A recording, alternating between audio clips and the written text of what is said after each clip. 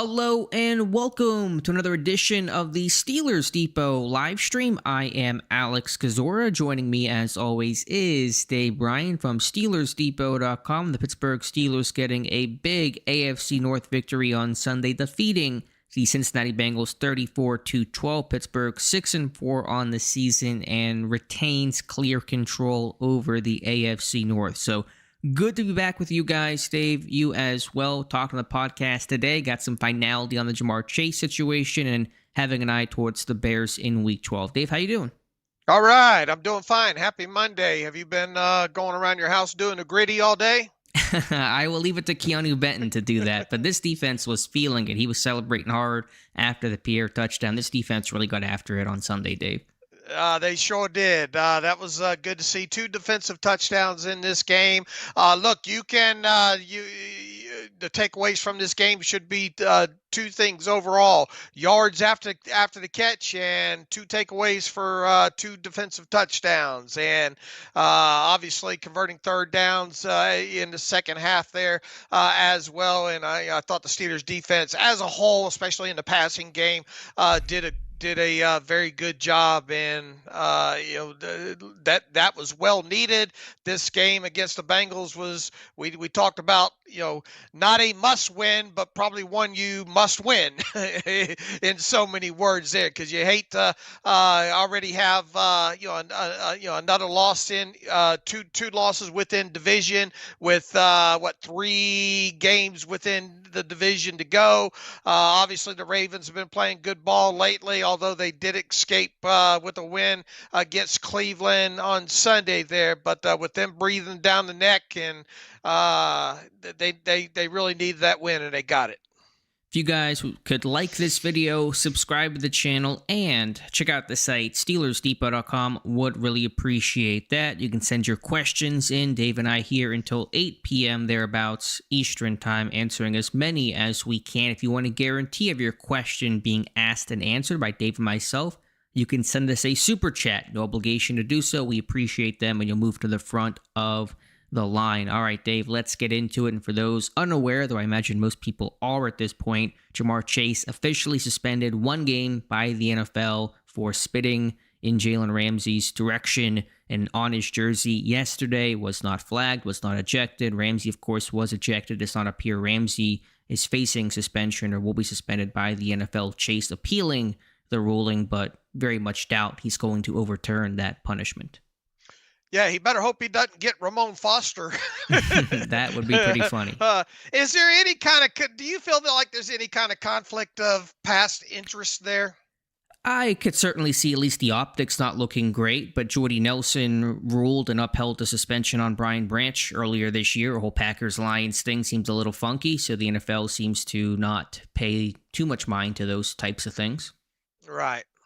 All right, let's get to our first question, and that is from our friend John Pennington, who says, "Hello, Dave and Alex. Do you guys think Arthur Smith needs to improve the passing game scheme because it's non-threatening and the next 3 games are so important?" Sure, the pass game has not been good enough. This offense overall has not been good enough. It's certainly good to get the win, and Pittsburgh did so and cleaned up a lot of mistakes from that first game against the Bengals, but there is still a lot to improve, and I don't know if I feel dramatically different about this team standing post-game as I did before the game. For Pittsburgh to win a playoff game and win the division, the offense is going to have to be a whole lot more successful than it has been the last three games.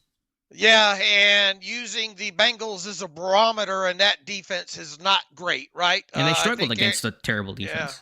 Yeah, and I think Aaron Schatz from the old Football Outsiders, he still does the DVOA and all like that. And I think at this point now, the Bengals defense has become one of the worst. In, what was his tweet earlier today? I'll have to see if I can find that. I just had it pulled up. Congratulations to the Bengals who made it to the bottom. He says, "I wasn't sure this week's game with the Steelers was bad enough, but the Bengals now have the worst defensive DVOA ever measured through 10 games. So that's how bad is it? That's how bad it is there. So, when you look at the quarterbacking in this game overall, once again, and Aaron Rodgers and Mason Rudolph both held the football a little bit longer than we've seen normally through the first several games of the season, first half of the season there.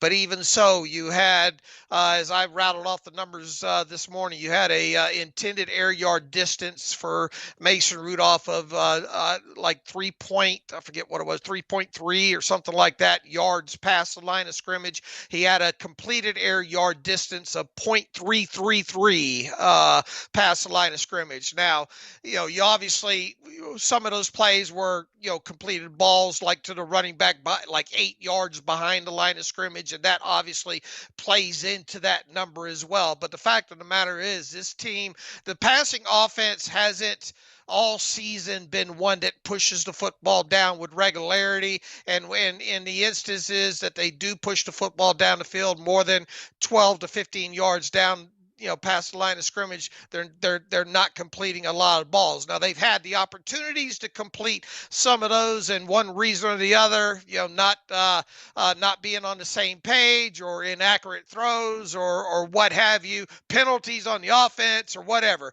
Those things have not come to fruition. And look, talent solves a lot of this. And obviously, the Steelers, for guys not named DK Metcalf, have got to do a better job of getting open. So this already, if you look across the board when it comes to this Steelers receiving group, is not obviously not considered one of the top ones in the NFL. So you have that to deal with as well too. But could Arthur Smith do a better job of trying to scheme stuff open better, and maybe some more switch releases and picks and those kind of things? Absolutely, he could. So it is a multi-layered problem, but don't go using what happened in the passing game, specifically with the yards after the catch, which amazing how well over 200 yards as far as that goes. Don't go using that as a barometer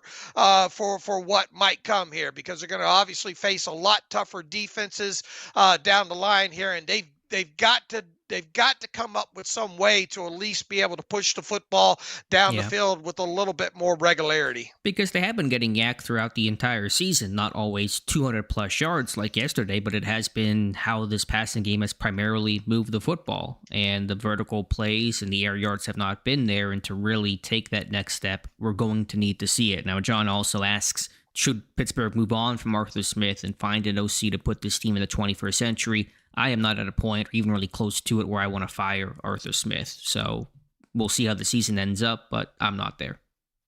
I'm not there yet either, but obviously we still got, 7 games left here. Alex, 1,507 of the 2,108 passing yards that the Steelers have this season, which is 71.5%, have come after the catch so far this season. Wow. So, do we know where that ranks? It's high, I'm sure. It's obviously high.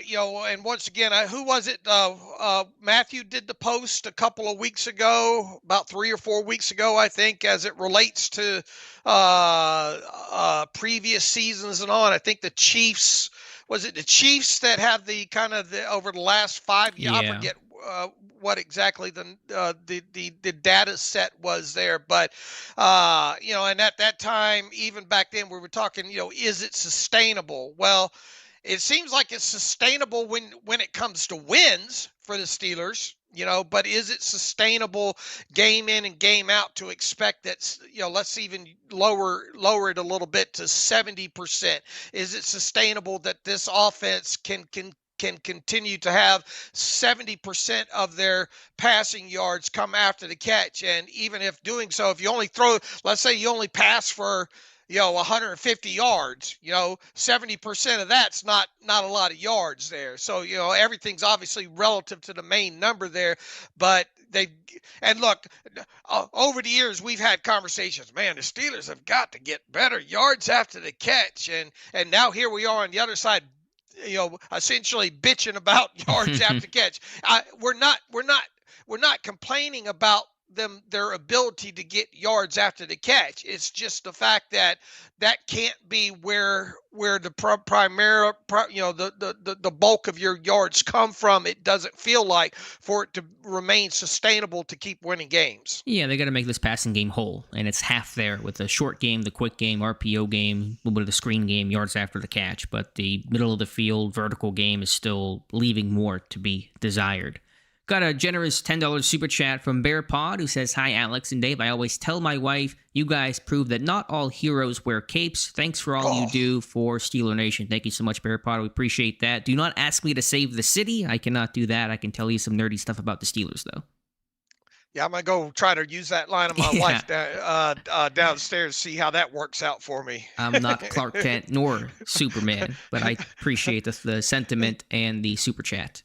If I wore a cape, I'd probably trip over it at my age now, going down the stairs. So it's, don't associate. Those are kind words, but look, we just enjoy what we do, and hopefully that comes through in the podcast and our work on the site and in here and all like that. There's nothing better, and I said this morning too, especially after a 1:00 Eastern game and the Steelers win. There's nothing better than getting to bed a little bit early with the TV tape already crammed in you, and then getting up early and then hitting the snap counts and then going straight to the all 22 film. So there you go. That makes for a perfect victory Monday in my eyes. Take that, Folgers. Snap counts and all 22 is how you start your mornings around here. Oh, I still need a coffee too. I'm not gonna badmouth coffee here. We apologize. We don't keep our sponsorships open. Mike Adesso says, "Should Will Howard start? He kids. That's been talked about by others.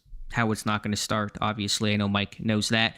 I noticed when Mason was in, they did a lot of hurry up. I'm guessing that's a Mason preference. Should we expect more of that? Was it successful? I'd have to look at that more. I've not gone to the offensive all 22, which is harder to see things like hurry up and tempo. But yeah, I only had the 2 drives. There were 2 long drives, 20-something plays, and they both were successful, one for a field goal, one for a touchdown. So there might have been some change-ups in there. The offense, to me, didn't really change dramatically. It's the same play-action boots and same quick game kind of stuff and yak opportunities. So a little more vertical passing. The 1 OPA by Metcalf, the one that I think the wind kind of took on a back shoulder fade attempt to Metcalf downfield. So it felt like the offense stayed basically true to its form. I'm sure a couple changes in terms of what Rudolph liked in possession downs and third down calls and red zone calls and things like that. But, Gainwell to the flat, touchdowns from Rodgers and Rudolph. So I don't know. The offense seemed to be pretty much, the same structure, the same overall construction. Yeah, and as we talked earlier, I think the DK Metcalf push-off pass interference call aside, the longest attempted pass was 15 air yards. That obviously went to Roman Wilson on a nicely designed play, and it was good for 17 yards there. So, and if you look at just the passing chart from Next Gen Stat, you can, obviously that tells the story and backs up the intended air yard distance. They did not, Aaron Rodgers either one of them threw the ball much past the very far past the line of scrimmage. Now, how much did the wind and all play in that? We don't know.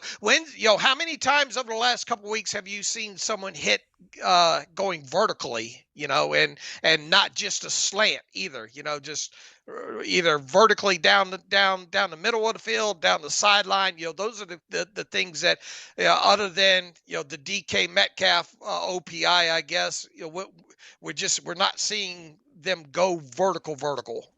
And in terms of would we see that against Chicago, harder to do tempo and no huddle on the road when you're working on silent counts. So it's probably not something that you would see a lot of unless you were in a 2-minute drill where you had to go hurry up. So I don't think we'll see a lot of that if Rudolph gets the nod against the Bears.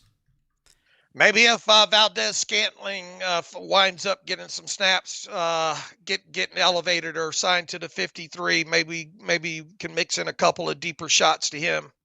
Yeah, some of this is what the defense does too. I gotta look at the all 22. I'm sure the Bengals are trying to keep a lid on things and make it a tighter game and keep the score down for a defense that is hemorrhaging points. Yeah, you don't want to throw it just to throw it, obviously, but there is another element that potentially that he could bring. Sure.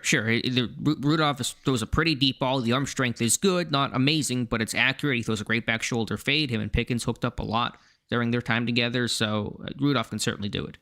Josh Miller, has there been any identifiable reason why the defense has improved over the last 3 games? Duggar and Pierre have been great personnel additions, but the level of improvement suggests something deeper. I don't think there's a magic to it. I mean, hey, it stops stopping the run. They stopped the run against the Packers. They stopped it against the Colts. Stopped it. I think it did a decent job against the Chargers, and that held up okay overall against the Bengals. Chase Brown popped a couple, but overall the pile did not fall forward as consistently in the second matchup as it did in the first matchup. Brown was not as consistent with it. They spilled more runs. They kept Brown lateral more often. So I think it kind of starts there. And then, of course, in the Colts game, Bengals game, you're getting splash, you're getting your takeaways, and it's very much how Pittsburgh wins its games.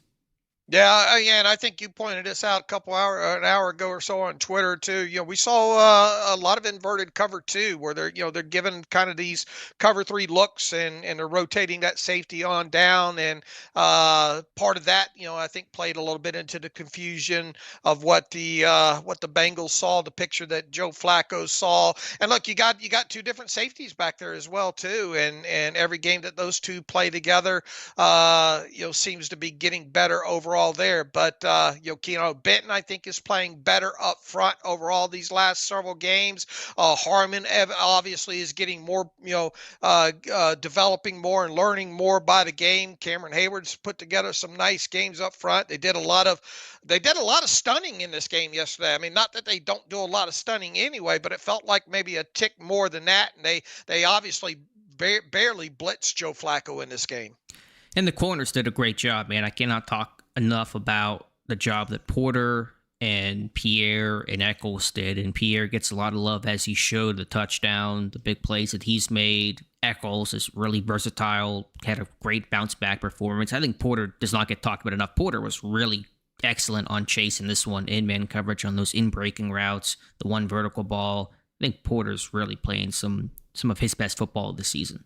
Yeah, and you're seeing Russian coverage play better together too. So absolutely. You're seeing Nick Herbig had a hell of a damn game. I thought he played like 97% of the snaps in this one as well. And you're getting guys. You've had a lot of changes within this defense from 1 week to the next, it seems. How many games ago was the Packers game when Juan Thornhill was in that secondary there, and now you moved on to Ramsey and Duggar in the back end, and obviously he's got a full game out of James Pierre on the outside there. You got Eccles more in the slot and all as well too, so they're having to adapt on the fly, and they've done a pretty good job overall. You would like to see them get even a little bit more stouter against a run. You'd like to see fewer missed tackles per game going forward here. That's gotten them in trouble a little bit as well.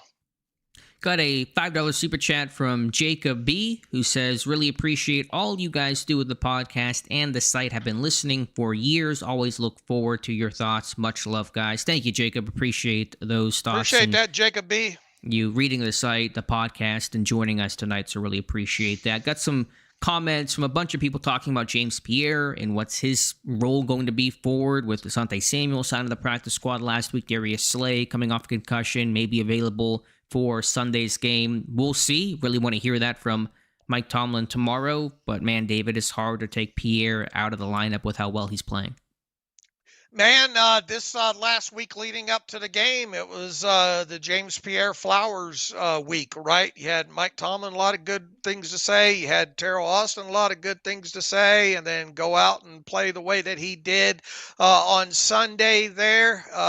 Shame on the media if Mike Tomlin's not and Mike's probably not going to give you any type of answer that you maybe want to hear. He'll probably beat around the bush a little bit, especially because you got a veteran with Darius Slay involved. But yeah, he should be asked point blank. Is there a possibility that we'll start seeing James Pierre either lion's share or complete flat out right out starter opposite Joey Porter Jr.? I think his play is deserving of more time on the field, however you can get that.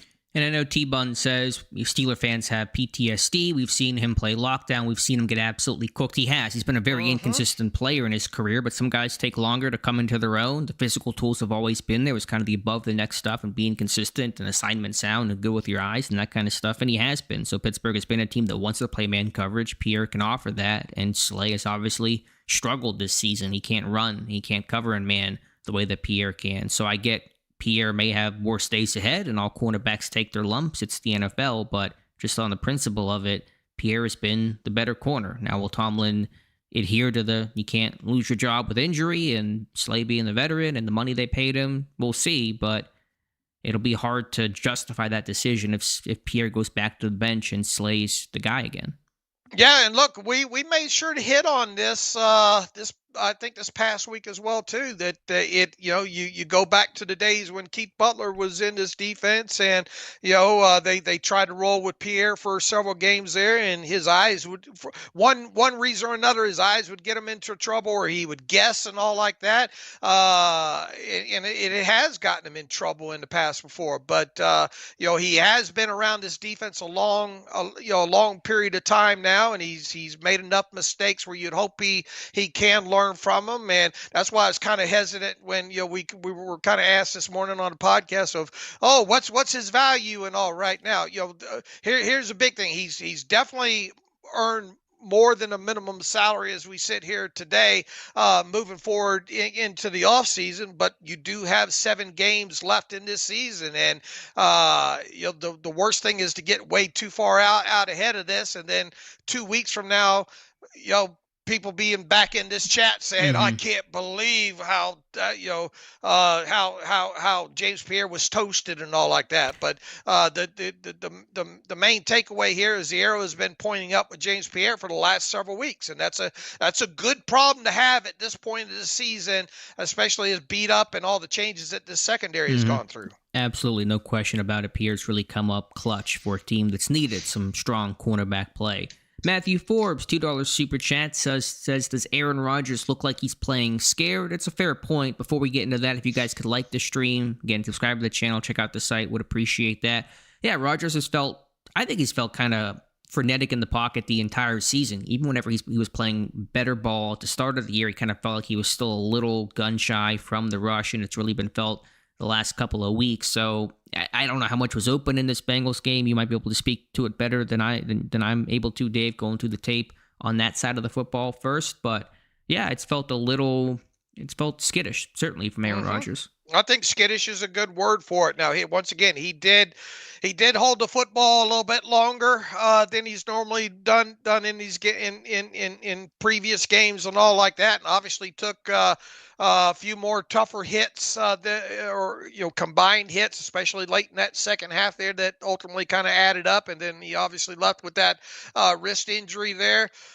He's taken a lot of hits over his career, right? I couldn't help but keep when Aaron Rodgers was initially, the word came out that he was signing with the Steelers this offseason, what was one of the things that I noted, man, he cannot continue to take hits like some of the hits that he took last year with the Jets. And unfortunately, here we are in this game against the Bengals, and he took some pretty hard pops there. And at his age and all like that, he obviously isn't as mobile as he used to be.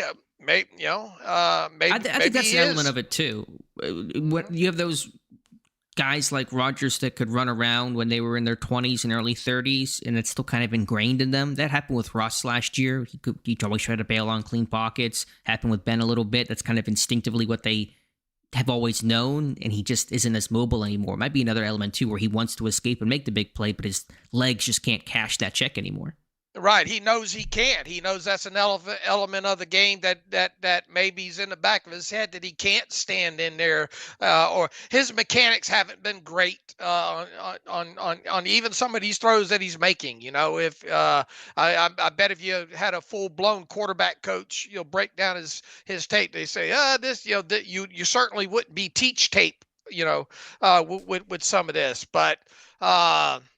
Yeah, for lack of a better word, I think the answer to the question is yes. He has seemed a little skittish as of late, and it is painful to watch him take off with the football. I mean, he obviously scrambled and got a first down on the third down in this game against the Bengals, but you do kind of grit your teeth and tighten up your buttocks a little bit every time he takes off with the Sure, football. sure.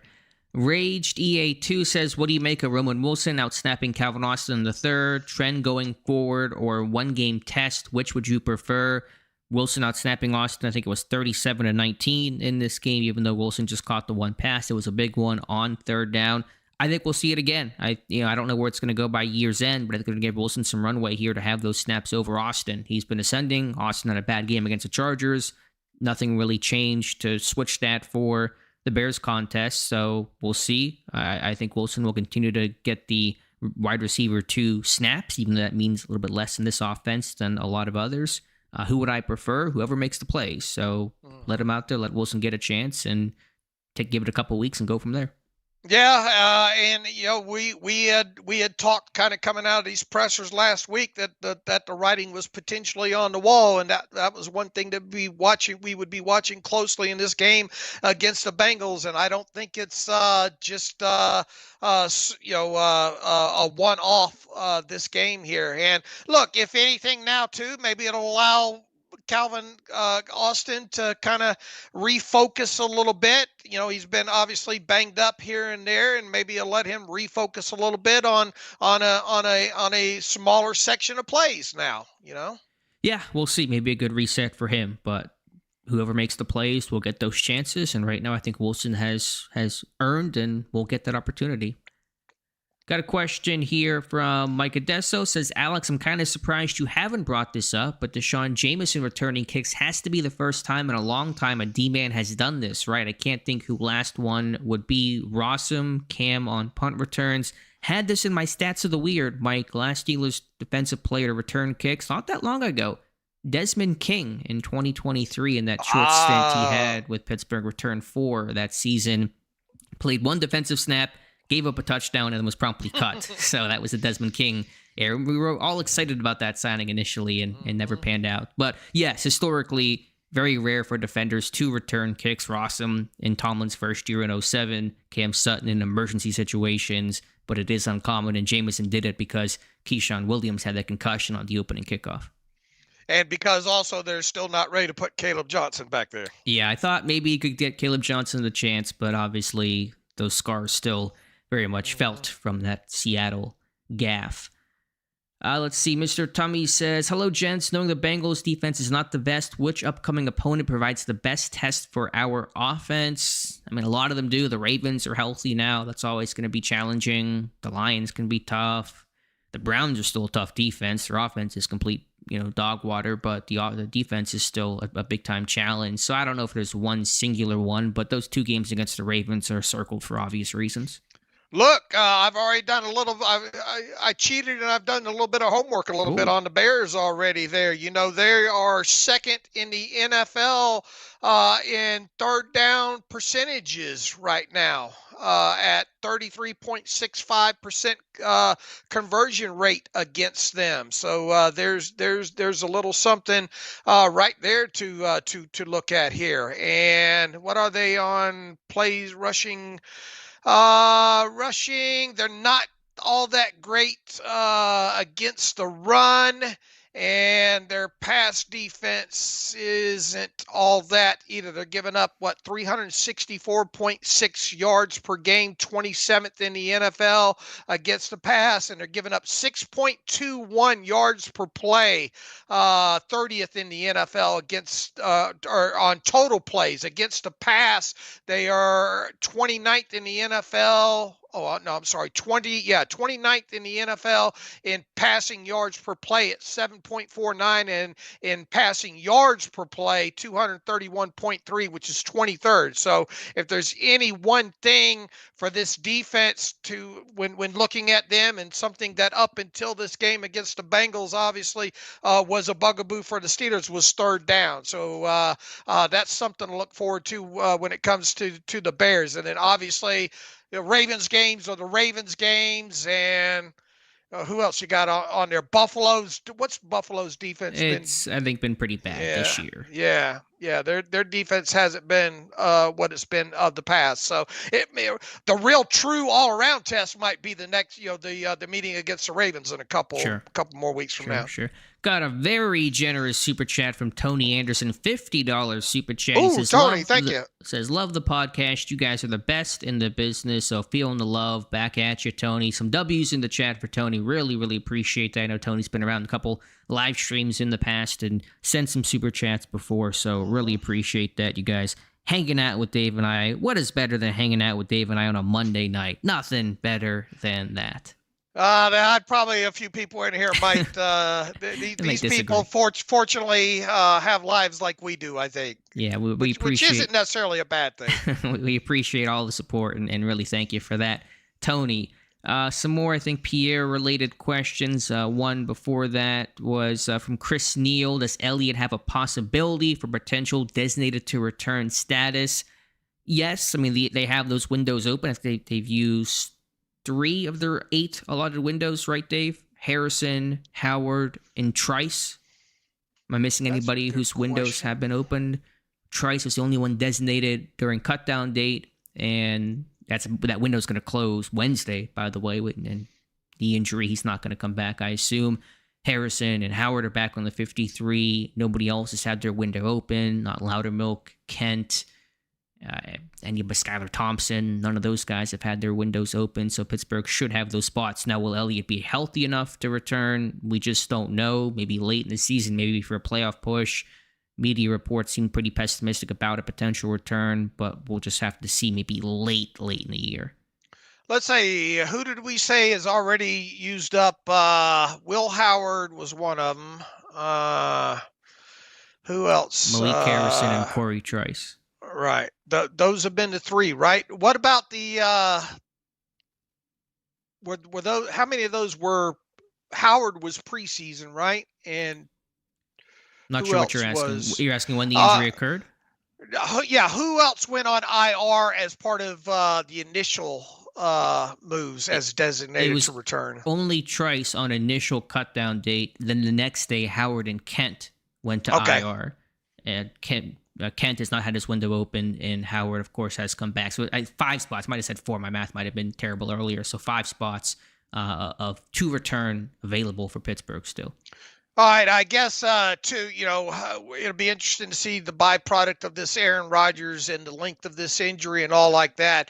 You're not going to open a window on Skylar Thompson, are you?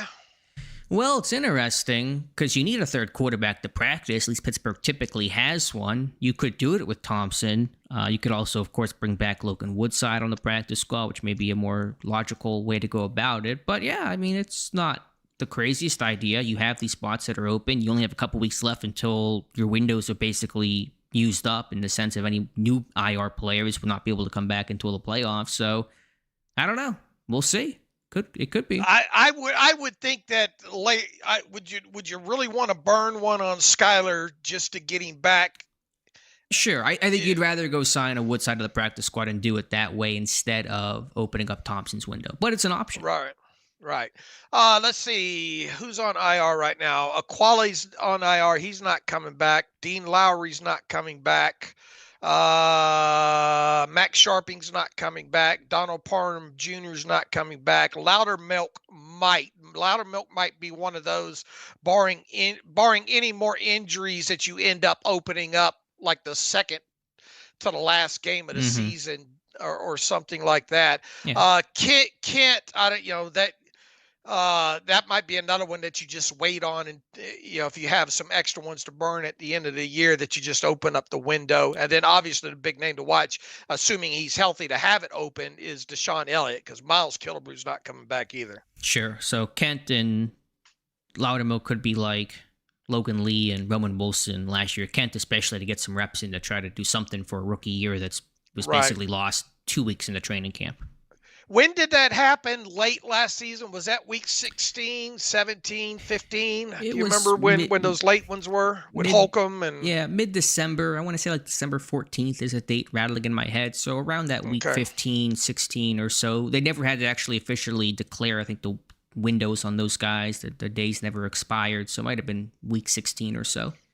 All right, but I do like your idea about if Aaron Rodgers is not going to play this week, if for some reason he gets ruled out or can't practice, yeah, Logan Woodside would make a lot of sense to just get to the practice squad to run the card team. And even if Rodgers can play, he's not going to be practicing probably on Wednesday. He probably gets maybe a Friday session, and then you make a decision there. So I imagine there'll be some missed practice time, so you may still bring this guy in, even if Rodgers has a chance to still play. And, of course, we'll hear from Mike Tomlin on Tuesday.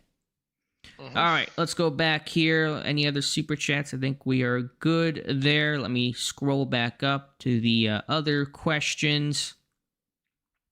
Jacob asking about secondary shuffle when Slay returns. We'll see, but it's hard to kick Pierre out of his spot right now. I assume Mike Tomlin will punt on that answer tomorrow.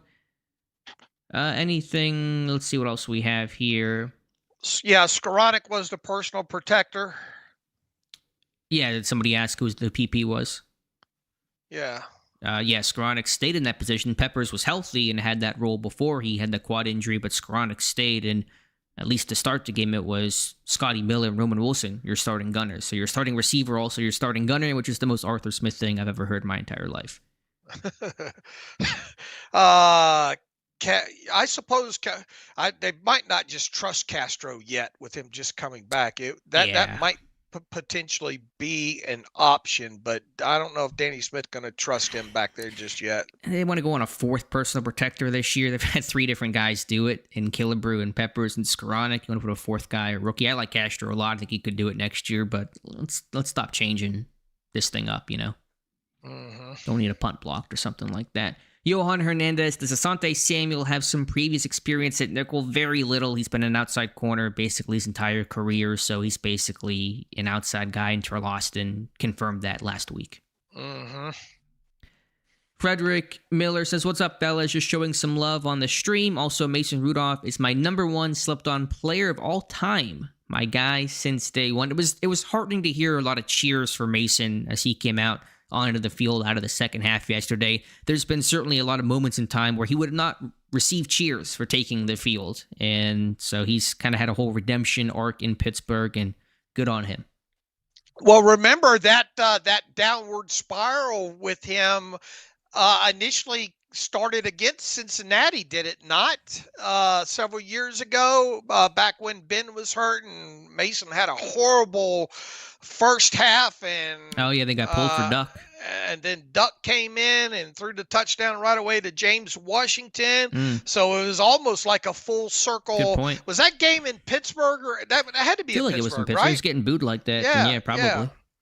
Right, so that was almost a full circle situation with Mason because the fan base was really down on him, and obviously Duck came in and everything happened with Duck from that point forward there. So, and then he gets back on the field. He's obviously been on the field since then, but it was almost kind of a full circle hitting the field with cheers against Cincinnati. Yeah, and then, of course, in 2023 off the bench to lead Pittsburgh in the playoffs and salvage that season. So a lot of goodwill that's been, built back up. Spending a year in Tennessee last year, and obviously decided to come back to Pittsburgh. So, yeah, good to see. And there's confidence in Rudolph if he has to start against Chicago, because he's a guy that's come off the bench. He started a game, short notice, full week of work, every situation imaginable. He's been in it, and that certainly hardens you as a player. Jacob says he wish he could hang out with me every night.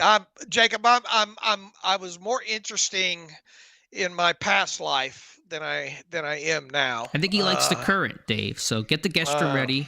Get out to Vegas, Jacob. Yeah, if you come to Vegas, we'll go to breakfast and all, but I think you'll sadly be disappointed. Yeah, don't meet your heroes, is the saying, right? yeah. Don't applies. Definitely applies to us.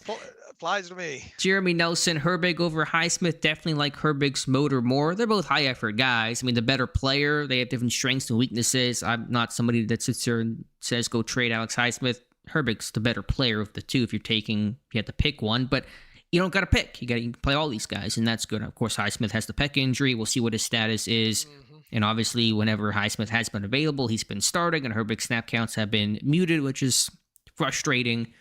But, Herbig's an impact player, and he got to play a lot against the Bengals and certainly made an impact.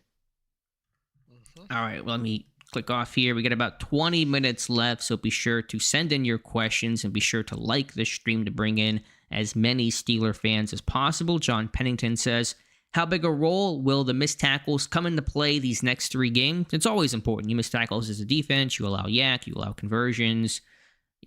Obvious enough. We've seen Pittsburgh struggle with missed tackles in games, a Chargers game. So, yeah, it's always going to be a big, especially against Chicago that runs a lot of funky, inventive offense that gets guys in space. You better be able to tackle.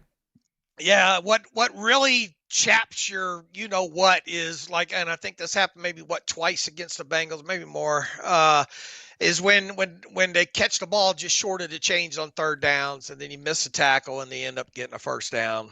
Yeah, that Noah Fant first down was super frustrating yesterday. You get them in a situation where you got a perfect opportunity to get off the field. Those are the things. Those are the ones that, outside of the ones that end up 30, 40 yards down the field, those are the ones that really, really irritate, at least me, when I'm sitting there watching it. Yeah, and Jeremy talked about, are they focusing too much on the ball and not making the tackle? They're taught, if you're first man in, you wrap up, and then second, third guy go for the football. On that play at a fan, I think Pierre was trying to punch the ball out and trying to wrap, but, not great technique, and Eccles tries to throw a shoulder, and it's all just a mess to give up a really frustrating conversion there. BearPod, $2 super chat. Thank you, BearPod. Says, YA for Quale seems to have stepped in well. Yeah, I think Black kind of got a little bit regression the last couple weeks, but I think Black, going through the tape, had a decent showing against the Bengals. Yeah, I do as well, too. All right, what else do we got here in the last 20 minutes of the show? Let's see. What else do we have here? Jacob, with the injury to Rodgers, do we think it impacts odds of his return next year? Personally, want to see a young quarterback, but will be shocked if we start a rookie. No impact. It's a short-term thing. Miss a week, maybe at most. We're still waiting official confirmation, and Rodgers could still play against Chicago. It's to the non-throwing wrist, so this will have no impact, I wouldn't think, on next year. I will say this, though, and I said this a couple of shows ago, I think, as well, too. Aaron is what Aaron is right now, I think, right? I mean, sure, he's 42 next month. Yeah. I don't know unless something really, really changes. Now, look, giving him more talent at the wide receiver position would certainly help. But even so, I want to see how these how the end of this season goes. But I don't think I'm to the point right now where I'm banging the table saying, let's re-sign Aaron Rodgers. Not to get into the weeds, we'll have a whole offseason to discuss it, but if not Rodgers, then who? Because the draft class doesn't look great, and it's pretty shallow. Yeah. The free agent market looks abysmal. I saw an article today, like Daniel Jones, the best name available, and I can promise you the Colts will do everything they can to re-sign and probably retain Daniel Jones. You got trade market names of Kyler Murray and Kirk Cousins. I don't want to go down the Kyler Murray. Sure, same. So, I mean, there's not a lot of other great options out there. And to have Jared Jones has Tanner McKee in here for 2026. That would be an interesting. I would not be excited about that. I mean, you could just give the keys to Rudolph for a year and maybe draft somebody in the second, third round, but are you really building towards a franchise quarterback or solution? So, we'll see. These decisions do not have to be made now in terms of your future, and Rodgers has to decide, do I want to come back? He may sit there and say, I'm done. I'm hanging it up. I played all my days, but to have some continuity there. I think Rodgers has played good football on the whole this season. He's been struggling a lot more the last couple weeks, obviously, but I'd like to not start a different quarterback for 6 straight seasons. It's kind of hard to build towards anything when you do that, so there's an attraction to keep Rodgers around. He's been a great teammate and a great guy in the locker room, and there's certainly value in that, so we'll see. But if not Rodgers, the other options are not looking a lot better. Are you banging the table right now for Aaron Rodgers at $12 million or thereabouts? I mean, again, I'm not really thinking about it because it's all discussions to be had later on, and it starts with what Rodgers wants to do in terms of, do I want to come back and play? But it's probably my first thought is what is Rodgers? I'm certainly having that discussion and saying, Rodgers, do you want to come back? And if so, what does that look like? That's kind of where it starts for me. Got a $10 super chat from David Putt, who says, hi, David. Alex, thanks for doing this as usual. Great work. Speaking of missed tackles, do the two guys that Washington ragdoll count as missed tackles? They should. Who was that? And I'll look real quick to see what PFF said about that. PFR apparently did not credit him for a broken tackle or missed tackle created, which is insane to me. The stiff arm and then duck away from Geno Stone. So they certainly should. I don't know how they wouldn't be. I don't know criteria. Was Barrett Carter in that? Yeah, I think Carter was the guy he stiff-armed. Right. It's on screen right now. Yeah, he's got 4 missed tackles in that game. Geno Stone was part of that. He was second right? guy, yeah. He was second guy. He had 3 missed tackles in that game. Who was the other? DJ Turner was the other one in there, right? Yeah, now that's not a missed tackle. I wouldn't call that a missed tackle. That was called thrown out of the club. Yeah, that was for sure. Is there a category for that on PFF? I'm not sure. No, I'm not seeing that here. Okay. But I would imagine that a couple of them got scarred for that. Yeah, but again, more ways than one. Can you check PFR that says the claims Darnell Washington has not broken a tackle this season, which seems outlandish. I don't have it pulled up. Is that what they're saying? That's what Josh said. I didn't check it myself. I mean, I trust that was accurate, but I don't know how you could do that. Now, the 3rd and 17 one, I guess he didn't technically break a tackle. He stepped out of a tackle and then just fell forward and reached out. But the 31-yarder, clearly 2 broken tackles. It's not even debatable on that. I don't know how you don't give him credit for that. Yeah, he's got PFR, Pro Football Reference, has 0 broken tackles for Darnell Washington this season. Insane. I don't know their criteria, but it's wrong. Their methodology is certainly problematic. All right, Steve says, don't know the stat, but our 3rd down defense did not seem good, especially 3rd and long. Your thoughts? Yeah, for the season, and I hadn't checked the numbers updated after this game, but Pittsburgh came into the game about 25th on 3rd and long, and I imagine they did not improve upon that, giving up multiple conversions in this game. So it has been a real sore spot. No question about that, Steve. Yeah. The short answer is they're giving up far too many of those. Yeah. Chris Fox, hey guys, always enjoy your 30,000-foot view on things. What is your view on special teams play this year and its value in keeping us competitive in games? It's been excellent. I've been really happy with that. Of course, Boz is Boz. The return game has not been electric, but there's been some moments there. Waitman's had a good year, and the coverage units have been really, really top end. The punt coverage, the kick coverage has been rock solid after a tough first 2 weeks. After that, it was good. It was great against Charlie Jones this weekend. He was held to, 24 yards per return, whatever the number was, on 6 tries. Nothing that really busted out. So, yeah, I think the coverage team has been a real standout group. Let's see. The punt return average. Am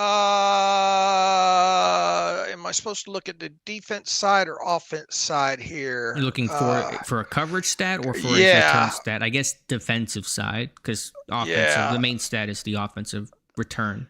The Steelers are allowing 7.7 yards per punt return, which ranks them 7th in the NFL. They're allowing best? As in that's like the 7th lowest? 7th best, okay. Yeah.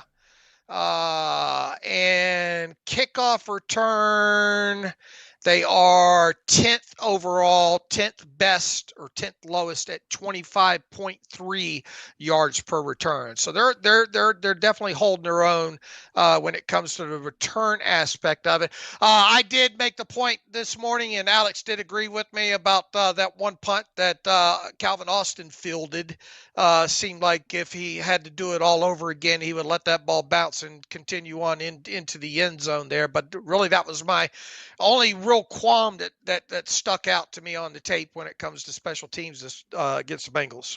Yeah, and then obviously the Caleb Johnson gaffe early in the season, the Keyshawn Williams muff punt against the Chargers. There's been some blips, and the return game has not been that great, punt or kick, but the coverage units have been really good, top 10 as you just illustrated, and then Boz and Waitman have been a great battery.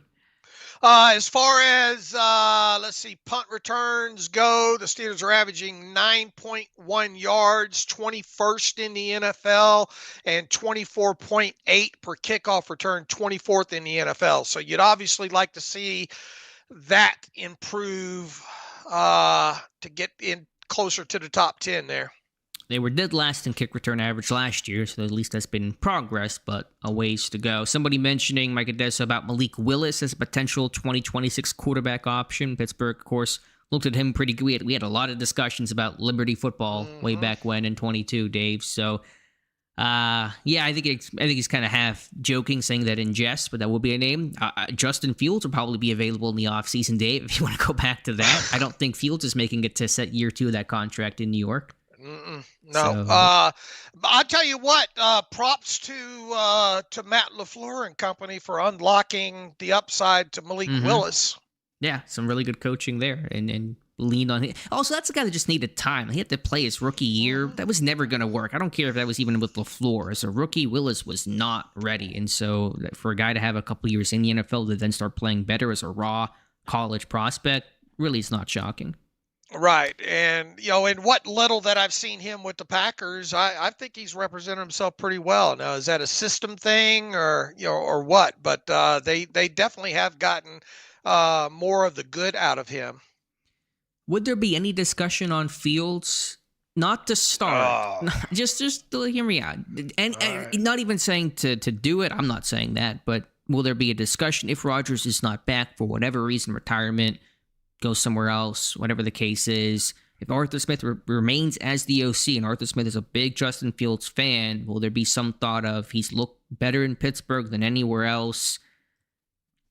I don't know. In a world, could you conjure up where it's a Rudolph Fields battle? I know that's not inspiring to really anyone, myself included, but just talking out loud.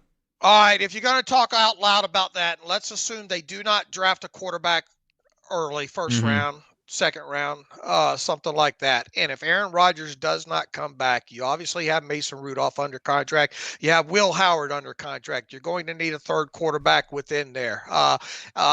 Fields would have to come in for damn near, at the minimum, and then be willing to not be guaranteed anything above the number 3 quarterback. Essentially, you would let him and Will Howard maybe compete in camp to be the backup, and then it'd be an ongoing battle, to see if one can jump the other one as the season goes on, with the intentions of probably, assuming those were your 3, probably Mason Rudolph starting the season as your starter. Well, I could see that's a lot of hypotheticals, yes. I know, but I could see the groundwork of a Rudolph Fields can't battle, quote unquote, that Rudolph likely wins, and then Fields is used in those package situations like he was supposed to be and was used a little bit after Russ started midway through last year to get the quarterback. I suppose it's. I'm not going to tell you it's unplausible. Yeah, I just say this, that it will be probably brought up at some point unless Rodgers resigns in the offseason. If Pittsburgh has just Rudolph and Howard, and Fields becomes a free agent, someone will talk about it at some point, and we'll be talking about it ourselves in March. All right, enough about that. Would this team think enough of Skylar Thompson to bring him back in that quarterback room? They could, but that's now you're a number 3 status for a Skylar Thompson. That's not anything really above that. All right, what else do we have here? Anything else? Last 8 minutes. Fields has looked atrocious, man. Yes, but again, in Pittsburgh certainly had the right environment for him. He looked better. And listen, a year ago, we're sitting there saying, "How do you bench Fields? You can't play Russ, and what a difference a year makes." So just keep that perspective. It's the Steelers' view of we made this guy look better than anyone else, Chicago, the Jets, have ever been able to do. And Arthur Smith has a great relationship. But that's his ceiling.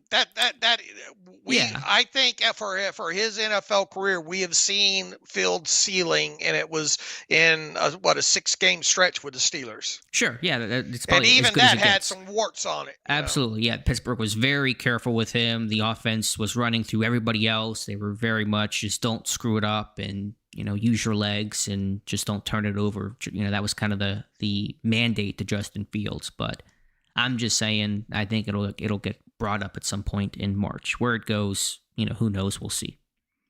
All right. Somebody said, Brian Junker, when will DK start producing like a number one? Yeah, it's been quiet for DK. I don't know how much is on him, how much is on quarterbacks, how much is on the attention he's getting, but I still think this guy can have a big play at any given moment. So I'm not really panicking about DK.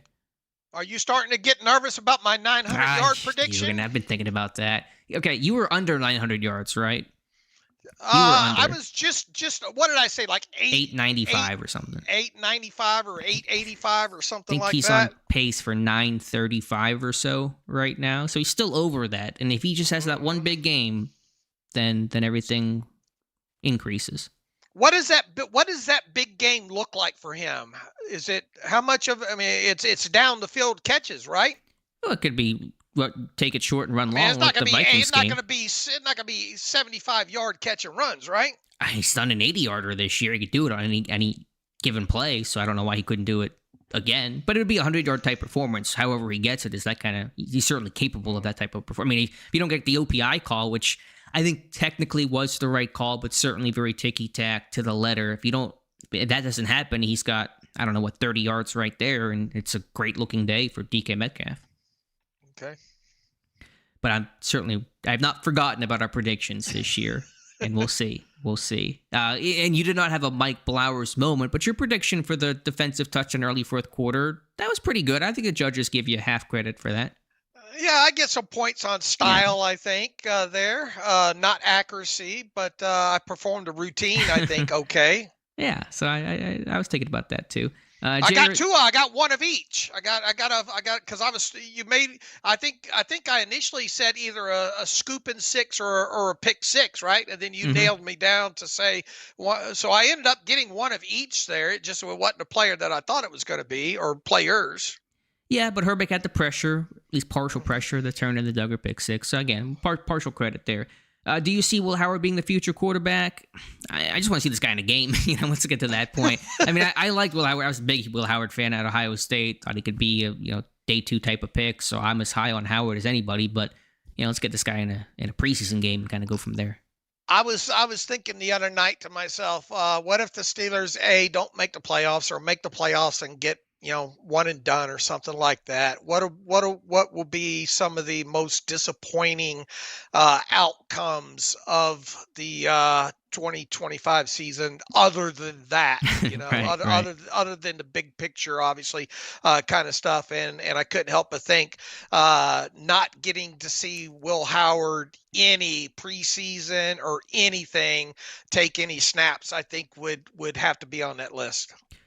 Yeah, it wouldn't be the biggest thing, I don't think. No, just one of the things, though, sure. Not even seeing them in preseason. Yeah, because remember all the talk we talked. I jinxed. I'm responsible for this because I'm the one that jinxed and said, man, I think he's the quarterback that could play the most snaps for the Steelers during the preseason.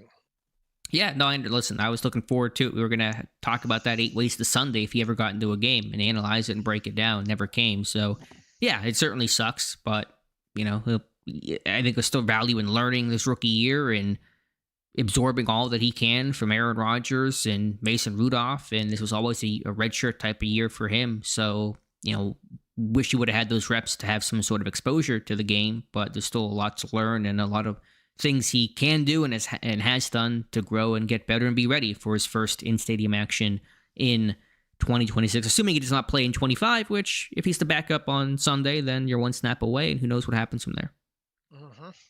What are some disappointments for the year as we sit here more than halfway through? What are some of the biggest disappointments? It certainly could change, but as we sit here in this particular point in time, what are some of those disappointing things, either individually or collectively? I think right now the offensive line and the running game. Just I expected the offensive line, specifically the run blocking and all, to be. I thought this unit would be further along than they are right now. I disagree. I think the offensive line has come together in a nice way. I think the run game has been strong. It's not to where I thought it would be or hoped it would be. Needs to be some bigger runs, but they just haven't had the attempts. They've not had the ball enough. They've not had the possession downs, the plays, the aggregate to get some of those big numbers. They ran well against the Bengals yesterday. Warren was running well. I mean, they had a good performance on the ground. just didn't have a ton of plays and, was bad on possession downs in the first half, and that hurt you. Another disappointment is, look, I didn't think Aaron Rodgers was going to be this guy that throws the football down the field, 15 times a game, but obviously disappointed with the ability to push the football down the field. Yeah. That's obviously one of them. I think the run defense. Yeah. That's fair. As it has come around, but I thought the defense as a whole would be better. Mm-hmm.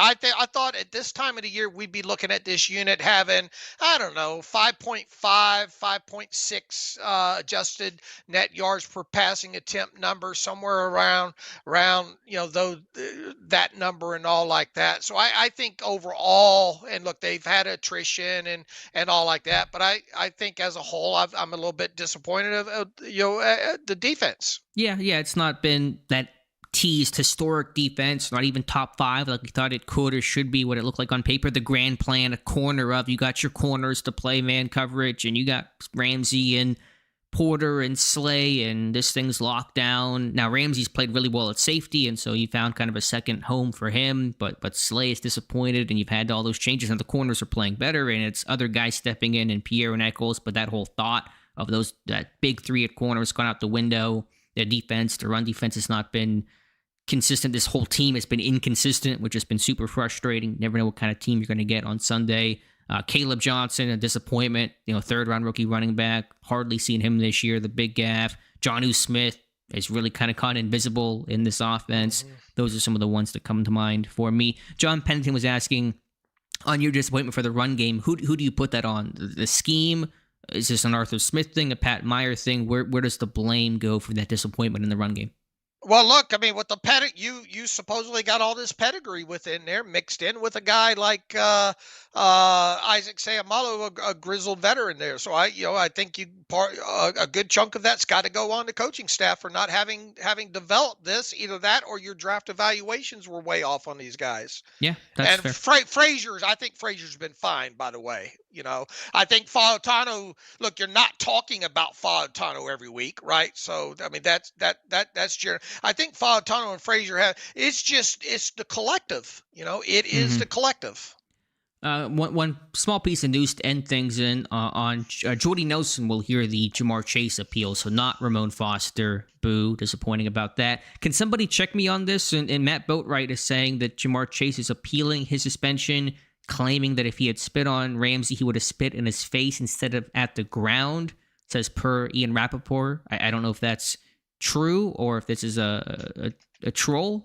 I'm assuming I'm gonna give benefit of the doubt here. I've seen Matt in here before and say that's true, but I've not seen that come across my phone. So if anyone can check that, if that is a crazy claim to make. It doesn't matter where you spit on them. You can't do that. Is there anything from maybe in an article, or I don't know? I mean, some of these aggregated Twitter accounts are saying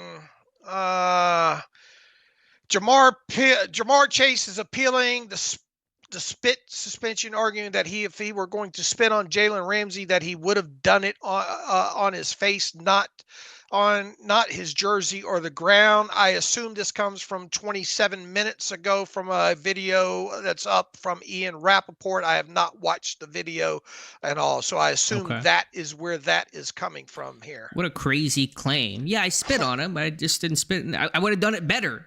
What kind of appeal is that? I would have been more. That's not great. Egregious in my spitting. He spit on him. I mean, I don't know how you deny it. The video is clear. I guess you could try to say it was an accident, but I don't know. That's pretty bold to say it was an accident. But yeah, what a crazy thing if true. Yeah. He's not winning the appeal. I mean, this is pretty much, I think, open and shut. I don't know. There's really no gray area on what took place on Sunday. Note to self, do not hire Jamar Chase to defend me. Yeah. All right. On that note, let me just check any other final questions that came in. I think that's everything. We might have missed a couple, so apologize. Robert was asking about trading for Trevor Lawrence. Remember the rumor, quote-unquote rumor this offseason, him and Cohn don't seem like they're on the same page at times. Contract is easy to trade. it's a thought. I mean, I get it, but I don't know. We'll see where Yeah, Jacksonville it's a season goes. yeah, conversation for a later day there. Here's some positive news for Yeah. everybody here in case you didn't see it this last week or so to end this show up. Iron Eagle, J.J. Watt, and Evan Washburn will call the Steelers-Bears game on Sunday for CBS. And Pittsburgh has been pretty good about winning whenever it's that crew on the call. So hopefully that continues against Chicago. And Mike Adesso making a joke says, Rodgers is going to text Jordy and say, throw the book at Chase. A 5-game suspension, indefinite suspension, kicked out of the NFL. I'll allow it. So look, they're going to be in trouble not having Chase for that game against New England. Yeah, I mean their season's over, so and they play Baltimore. Moot. I think the next game after that. And yeah, it's not a good time to be a Bengals fan. Yeah, well, that's a statement that's been true for a while now. All right, we're going to wrap things up. Appreciate all the comments and questions and super chats. Really, really appreciate that. Tony, again, thank you for the big, generous super chat. But everybody who donated, we really do appreciate that. And Dave, as always, thank you for being here. All right. Thanks to all these fine humans in here. They make it fun. We enjoy doing these. And Alex, you do a great job of moderating them as well. We will talk to everybody, I guess, 2 weeks from tonight. Peace and love, everybody. Thank you very much. And BA Thief says, can they increase the punishment on appeal? No, it's either going to be reduction or stand pat, and almost certainly will be stand pat. So you can see an archive version of this on the site and the channel in a little bit. Be sure to like the video, subscribe to the channel, and of course, check out the site, SteelersDepot.com. Thank you again, and we'll talk to you soon.